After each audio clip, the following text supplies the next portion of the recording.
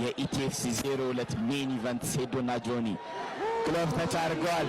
ፋይቱ ሊጀመር ነው። በሩ ተቆለፈ። ሊጀምር ነው። ፋይቱ ሊጀምር ነው። ማን ሩጦ የሚጠጋ ይመስላችኋል? ፋይቱ ጀምሯል። ሴዶና ጆኒ በመጀመሪያው ቴክዳውን በመጀመሪያው ደብል ሌግ ቴክዳውን አደረገ።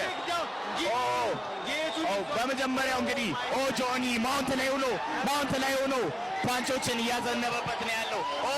ጀርባውን ሰጠው ጆኒ ሴዶ ጀርባውን ሰጠው። እንግዲህ ፓንቾችን እያሳረፈበት ነው ያለው። በመጀመሪያ በሰከንዶች ውስጥ አቲክ ወደ አርምባር እየሄደ ይመስላል። ጆኒ ወዲያውኑ ቴክዳውን አድርጎ እንግዲህ አሁን አርምባር ሴታፕ ለማድረግ እየሄደ ይገኛል ማለት ነው። አርምባር ያዘው አርምባር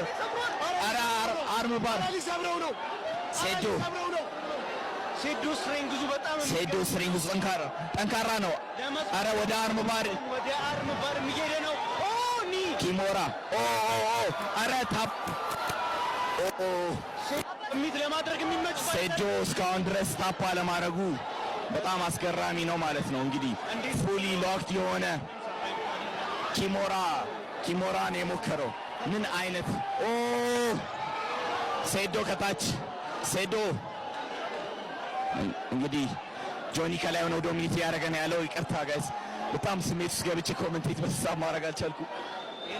ከላይ ሆኖ ሴዶ አሪፍ ዲፌንድ እያደረገ ነው። እስካሁን ድረስ ስትሬንግዝ አድርጓል። ስትሬንግዝ በጣም አለው።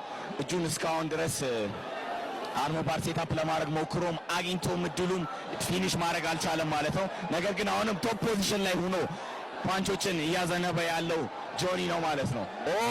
ፓንች እያደረገው ነው። ኤልቦ እያደረገው ነው። ሴዶ እንደምንም ብሎ መነሳት አለበት። ከዚህ ፖዚሽን እንደምንም ብሎ ወደ ጎን ዞሮ መነሳት አለበት። አሁንም ድጋሚ እጁን አታክ እያደረገው ነው። እጁን ለመስበር ነው እንግዲህ ለኪሞራ ሰሚሽን አልቋል። በመጀመሪያው ዙር አልቋል።